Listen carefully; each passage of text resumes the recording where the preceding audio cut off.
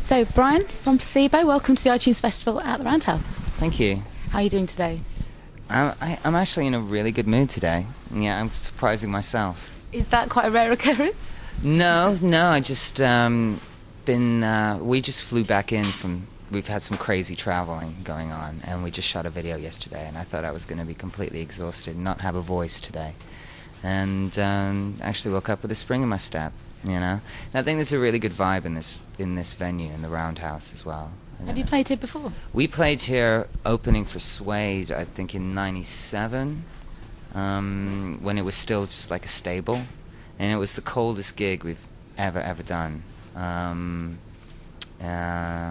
yeah, the renovation's fantastic, you know. And this is just we sound checked earlier, and yeah, there's a really good vibe in here today. I think it's going to be a really exciting gig. There's a lot of fans queuing up outside, and because it's one of those gigs that is like, you know, you have to win tickets, maybe there's kind of, that makes it a bit more special as well. Yeah, a little bit more kind of anticipation, and you know, a bit more of a kind of a festive atmosphere, I think. So of course you'll be doing loads of festivals all the summer, and loads more to come. Will this be a quite nice little break in that, to have a roof over you for the night? Yeah, it's really nice to sort of for the sound not just kind of like dissipate into the air, you know. And you know, it's a similar thing with the energy, you know. At festivals, you kind of have to work twice as hard because of that, and also because you're also trying to win over a bunch of people who, you know, haven't necessarily come to see you. So it's nice for that energy to kind of be contained, and for the sound to be contained today, and so you can have a bit more of a relationship with the sound itself, and the audience isn't so far away from you, so you know, you can actually see the whites of their eyes, you know, which I always prefer because it makes me work harder. Okay. You're kind of based in Europe now as a band, and obviously massive over there. Is it nice to come back to London, and kind of, does it feel like a bit of a homecoming? Well, we all live in London, you know, but you know, we just don't spend a great deal of time here because we're always traveling. There is a kind of definite feeling of it being a homecoming for us. It's always been a very important place, and you know, we always want to shine here. I think sometimes it's harder because you know, your average music fan is exposed to so much more high quality music in London than say in Czech Republic, for example, or something, you know. So you kind of have to pull a few more rabbits out of the hat, I think.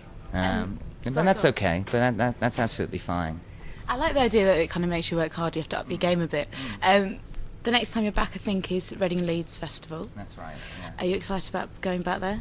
Yeah, always excited about playing Reading and Leeds. You know, it's the classic rock festival, and we've been playing it since I think '98. So slowly working our way up the bill.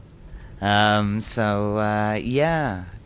it's going to be a good one. It's going to be a good one this year. What are your kind of memories of the festival? Because like you say, it is a classic, and I suppose it's up there with kind of Glastonbury and Reading, those kind of two big ones. Is there any? They're very different in character, aren't they? You know, I think one of my fondest memories was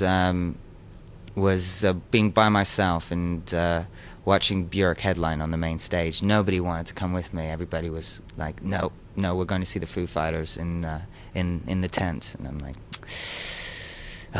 But you know, Björk is one of my favorite artists, you know, so I think she has the most tremendously unique voice, and she's very brave with all the choices that she makes, and I just really, really admire that. And she's somebody who pays attention to every aspect of it, of what it means, you know, to be a musician and a performer. You know, I think sometimes some British bands look like they've just kind of walked out of the pub, you know, which I think is a little bit unfortunate. Whereas somebody like Björk sort of pays just such attention to detail.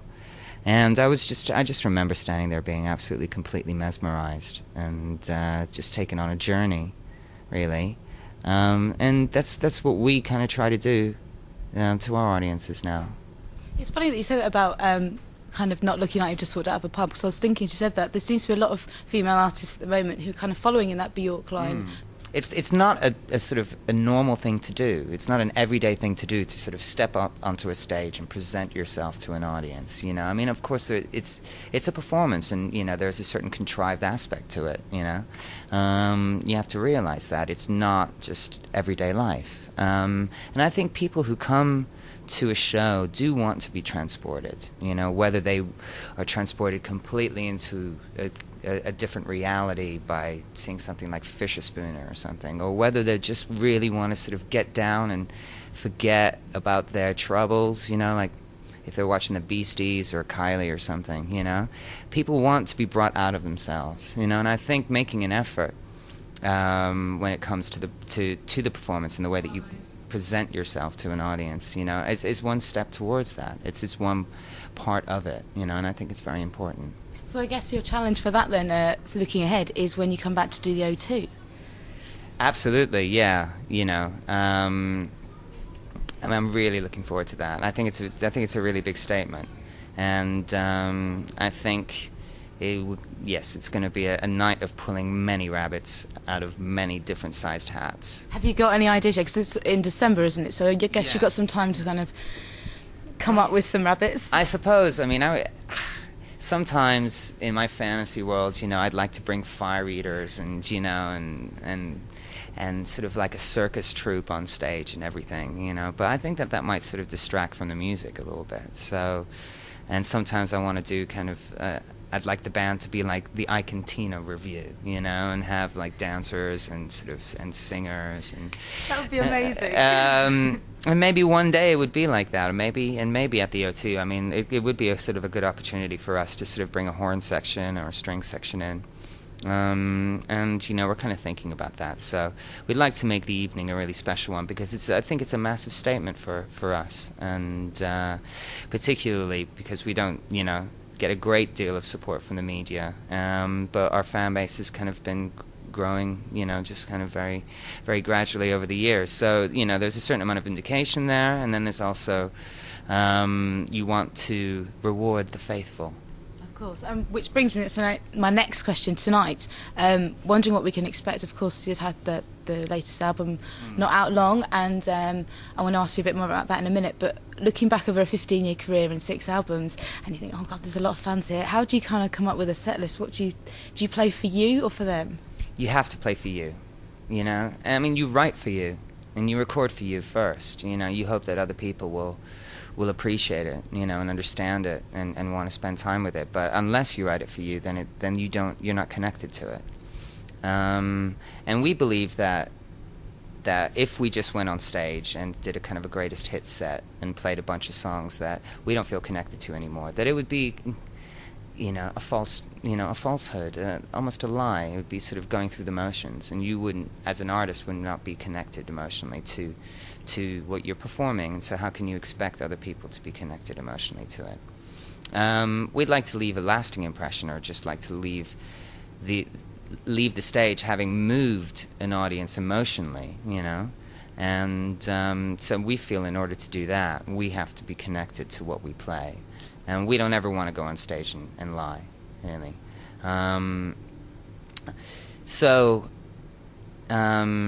It's taken us perhaps like 6 albums to get to a point where like we actually can find enough songs in our back catalog that we really, really like, you know.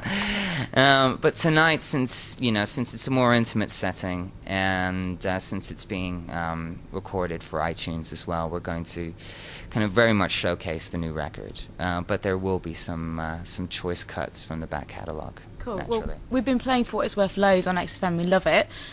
What's the next release going to be? The next release in the UK will be The Never Ending Why.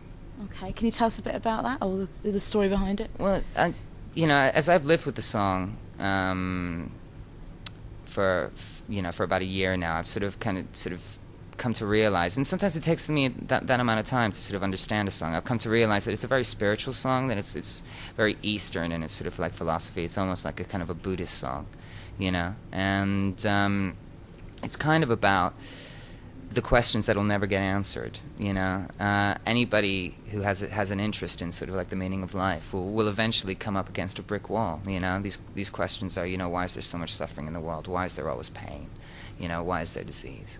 And